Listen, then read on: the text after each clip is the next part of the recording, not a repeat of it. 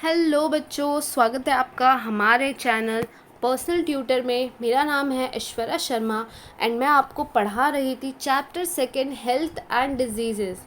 तो इस चैप्टर के 2 लेक्चर्स मैं आपको ऑलरेडी ही पढ़ा चुकी हूँ, तो हम क्विक रिवीजन कर लेते हैं। हम देखते हैं हम ऑलरेडी क्या क्या पढ़ चुके हैं। तो हमने जाना था हेल्थ क्या होता है, that is complete physical mental and social wellbeingness. फिर हमने टाइप्स ऑफ डिजीजेस जाने थे, जिसमें अकॉर्डिंग टू ड्यूरेशन था chronic and acute, according to reasons था हेरिडिटरी एंड एक्वायर्ड। एक्वायर्ड में था infectious and non infectious diseases. उसके बाद हमने इन्फेक्शियस डिजीजेस के बारे में जाना था कि कौन कौन से डिजीजेस होते हैं, किन पैथोजन से वो फैलते हैं, mode of infection, symptoms, prevention and treatment. फिर हमने कुछ इन्फेक्शियस डिजीजेस के बारे में जाना था, जिसमें हमने डेंगू के बारे में जाना था। फिर हमने जाना था स्वाइन फ्लू के बारे में। आफ्टर दैट हमने एड्स के बारे में पढ़ा था। एड्स के बाद हमने पढ़ा था रेबीज़ के बारे में कि रेबीज़ क्यों होता है, क्या रीजंस होते हैं। उसके बाद फिर हम आ गए थे हमारे बी topic, that was non infectious diseases में, जिसमें हमने स्टार्ट किया था, जिसमें हम कैंसर ऑलरेडी पढ़ चुके थे, कैंसर क्यों होता है, क्या सिम्टम्स होते हैं उसके। और नेक्स्ट हम पढ़ चुके थे डायबिटीज़ की, डायबिटीज़ क्यों होती है, क्या सिम्टम्स होते हैं। आप प्रीवियस लेक्चर्स देख सकते हैं। उसके बाद ही आप थर्ड लेक्चर में आए तो आपको ये चीज़ें समझ में आएंगी। Now, third disease, that is heart diseases. Efficiency of the heart decreases due to decreased blood supply and thereby oxygen and nutrient supply to the heart muscles. तो हार्ट डिजीज़ क्या होता है कि हार्ट की काम करने की जो शक्ति है वो कम हो जाती है। क्यों कम हो जाती है? क्योंकि उसे प्रॉपरली ब्लड नहीं मिलता है, जिसके कारण ऑक्सीजन और न्यूट्रिएंट जो होता है हार्ट मसल्स को सप्लाई, वो होना भी कम हो जाता है। इसके कारण क्या होता है कि हार्ट को बहुत ज़्यादा काम करना पड़ता है, जिसके कारण बॉडी में बहुत स्ट्रेस हो जाता है और इसी कारण से हार्ट अटैक आता है। तो हार्ट डिजीज़ेस ही रीजंस होते हैं जिनके कारण हार्ट अटैक आता है। If someone has heart attack, immediate consultation of doctors and treatment is necessary. यदि किसी को हार्ट अटैक आया है तो जितने जल्द से जल्द हो सके उस पर्सन को डॉक्टर के पास लेके जाओ और उसे ठीक कराओ। तो क्या सिम्टम्स होते हैं बेसिकली हार्ट डिजीज़ेस के, वो देखते हैं। One should not ignore these symptoms. ये जो सिम्टम्स होते हैं इनको बिल्कुल इग्नोर नहीं करना चाहिए, जिसमें आता है सीवियर चेस्ट पेन्स। सेकेंड होता है pain in shoulder. Next one is neck and arms, cramps in hand, uneasiness and tremors.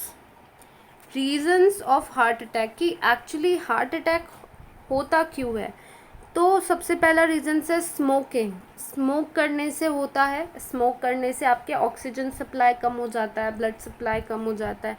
Alcoholism, alcohol पीने से होता है। डायबिटीज़ की जो बीमारी होती है उससे क्या होता है, डायबिटीज़ से ऑर्गन्स जो होते हैं, ऑर्गन्स को प्रॉपरली वो काम नहीं कर पाते हैं, ऑर्गन फेलियर हो जाता है। क्योंकि आपकी जो बॉडी है उसमें ग्लूकोज का जो लेवल है, शुगर का जो लेवल है, वो बहुत ज़्यादा ही बढ़ जाएगा। क्योंकि आपकी बॉडी में इंसुलिन नहीं बन रहा है। इस कारण से आपके कोई भी ऑर्गन फेलियर हो सकता है। तो हार्ट अटैक भी एक डायबिटीज़ के कारण हो सकता है, हाइपरटेंशन के कारण हो सकता है, ओबेसिटी मतलब क्या होता है, मोटापे के कारण हो सकता है, लैक ऑफ फिज़िकल एक्सरसाइज के, आप फिज़िकल एक्सरसाइजेस बिल्कुल नहीं करते हो। Actually obesity and physical exercises भी एक दूसरे से रिलेटेड है, क्योंकि ओबेसिटी की जो बीमारी होती है वो उन्हीं को होती है जो फिज़िकल एक्सरसाइजेस नहीं करते हैं। वो दिन भर घर में बैठे रहते हैं, खाते रहते हैं और कोई काम नहीं करते हैं। ना वो चलना पसंद करते हैं, ना वो कुछ भी ऐसा कोई वेट लिफ्टिंग करना, जॉगिंग करना कुछ भी पसंद नहीं करते, तो उन्हें ओबेसिटी होती है। और ओबेसिटी के कारण हमारी बॉडी में बहुत सारी बीमारियां आ जाती है। हेरिडिटी से भी हो सकता है कि यदि आपके पेरेंट्स को ये प्रॉब्लम है तो आप में भी ये प्रॉब्लम आ सकती है। मेंटल स्ट्रेस, बहुत ज़्यादा स्ट्रेस लेने से भी हार्ट अटैक आता है। यदि आप बहुत ज़्यादा स्ट्रेस लेंगे तो आपके ब्रेन में इफ़ेक्ट करेगा। ब्रेन से ही हमारी बॉडी के सारे नर्व्स जुड़े हुए हैं जिससे ब्लड सप्लाई होता है, तो इसीलिए स्ट्रेस लेने से भी होता है। एंगर, गुस्से से, एंजाइटी से भी होता है। हार्ट डिजीज़ेज़ के अब आपको दिए हुए हैं कि इसे ठीक कैसे किया जाता है, क्या क्या चीज़ें होती है जिसे इसे ठीक किया जाता है। पहला है एंगियोप्लास्टी, सेकेंड है bypass surgery, open heart surgery, heart transplant, installation of stents and installation of pacemaker. मेरे ख्याल से ये आपके लिए इतना इम्पोर्टेंट नहीं है और ना ही इसको बहुत डीप में जानना आपके लिए इतना इम्पोर्टेंट है, ये जस्ट आपको एक नॉलेज के लिए दिया हुआ है। मिसयूज़ ऑफ मेडिसिन्स, मेडिसिन्स का क्या क्या मिसयूज़ होता है। Sometimes some take the medicines without prescription of doctor. बहुत बार ऐसा लोग करते हैं कि डॉक्टर से पूछे बिना मेडिसिन्स को ले लेते हैं। ओवरडोज ऑफ मेडिसिन्स में इफ़ेक्ट आर बॉडी, किसी भी दवाई का ओवरडोज मतलब क्या होता है कि जितनी उस दवाई को खाना चाहिए उससे ज़्यादा खाना, दैट इज़ ओवरडोज। तो ओवरडोज ऑफ मेडिसिन से बॉडी बहुत इफ़ेक्ट होती है। जो पेन किलर का ओवरडोज होता है, इससे हमारा नर्वस सिस्टम पूरा डैमेज हो सकता है, एक्सक्रीटरी सिस्टम डैमेज हो सकता है, लिवर डैमेज हो सकता है। एंटीबायोटिक्स जो होते हैं उनके ओवरडोज से आपको नोज़िया हो सकता है, स्टमक में दर्द हो सकता है, dysentery that is diarrhoea, rash हो सकता है, आपको वाइट पैचेस आ सकते हैं आपके टंग में। मैं आपको नॉर्मली भी बताती हूँ, बहुत सारे लोगों की डेथ भी हो जाती है due to overdose of medicines. आप सब ने माइकल जैक्सन के बारे में सुना होगा, तो आप यदि उनके बारे में पढ़ते हैं तो आपको इस चीज़ के बारे में और समझ में आएगा कि उनकी डेथ क्यों हुई थी, क्योंकि उन्होंने ओवरडोज की थी मेडिसिन्स की। तो क्या होता है कि हमारी बॉडी एक टाइम तक तो सह लेती है, पर एक टाइम के बाद यदि आप इस तरीके के केमिकल्स बहुत ज़्यादा दें बॉडी को, तो बॉडी सह नहीं पाती है और आपका कोई भी ऑर्गन फेल हो जाता है और बेसिकली हार्ट में ही इफ़ेक्ट होता है और आपकी डेथ हो जाती है। नाउ नेक्स्ट हम देखते हैं, next is think about it. Misuse of medicines के और भी एग्जाम्पल्स हैं, वो आप इस बारे में और पढ़ सकते हैं तो आपको समझ में आएगा। ड्रग्स के नाम पे भी इनका मिसयूज़ होता है। Now generic medicines are also known as general medicines. These are manufactured and distributed without any patient. These medicines are at par in quality with branded medicines. Production cost of these medicines is very low due to fewer expenses on research as their formula is readily available. तो generic medicines क्या होती है, normal जो medicines होती है, ये इनमें कोई भी टैक्स नहीं लगता है, इनके मैन्युफैक्चरिंग के लिए, डिस्ट्रीब्यूशन के लिए कोई भी पेटेंट टैक्स नहीं लगता है। ये बहुत नॉर्मल क्वालिटी की होती हैं और इनके प्रोडक्शन में ज़्यादा पैसे नहीं लगते क्योंकि इन्हें बनाने का फॉर्मूला बहुत ईजी मिल जाता है और इसी कारण से ये सस्ती होती हैं। Lifestyle and diseases. Lifestyle includes the daily routine and the type of food. Lifestyle क्या होता है कि आपका रोज़ का रूटीन क्या, आप कितने बजे उठते हो, दिन भर क्या क्या करते हो, आप क्या खाते हो, ये सारी है आपकी lifestyle. Nowadays, habits like staying in bed till late morning and going to bed late at night, frequent changes in meal timing, lack of physical exercise, consumption of junk food, etc. have been increased.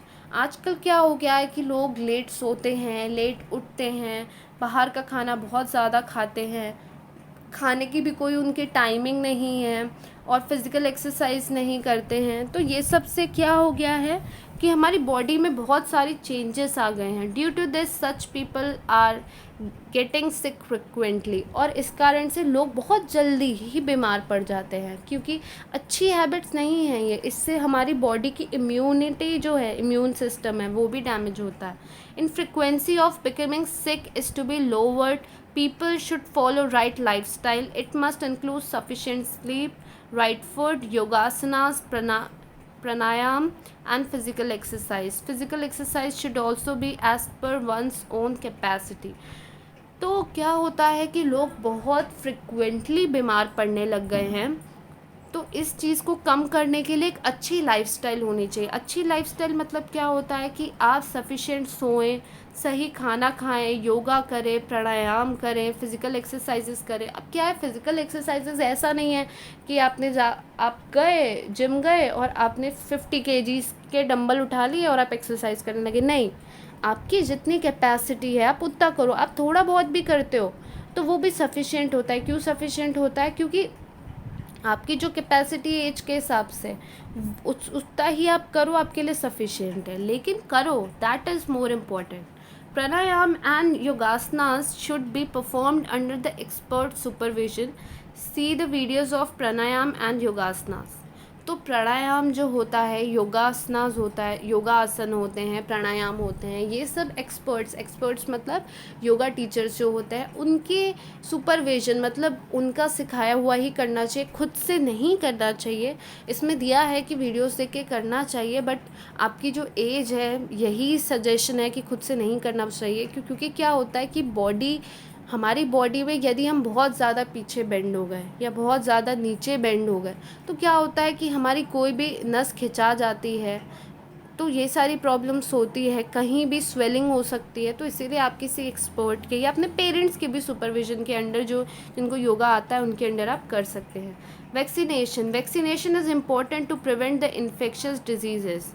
अब क्या है vaccination, तो हमने ऊपर भी पढ़े हैं। Vaccination क्या होते हैं कि ऐसी डिजीज़ेस जो इन्फेक्शियस है, जो फैलती हैं, इन्फेक्शन से होती है, इन सब को प्रिवेंट करने के लिए वैक्सीन्स आती है। उन वैक्सीन्स को यदि पहले ही लगा दिया जाए तो वो बीमारी उस पर्सन को होगी नहीं। लेकिन अगर हो चुकी है तो होने के बाद भी बहुत सारी इंजेक्शंस होती है। बट बेसिकली वैक्सीनेशन यही होता है कि आपको वो जो डिज़ीज़ है, बीमारी है, वो होने से पहले ही आपको लगा दी जाए। जैसे हम कहते हैं ना बच्चों को टीका लगाया जाता है, वो यही होता है। ट्यूबरक्लोसिस के लिए लगाया जाता है और दूसरी जो स्वाइन फ्लू के लिए लगाया जाता है। इन सारी चीज़ों के लिए वैक्सीनेशंस दी जाती हैं।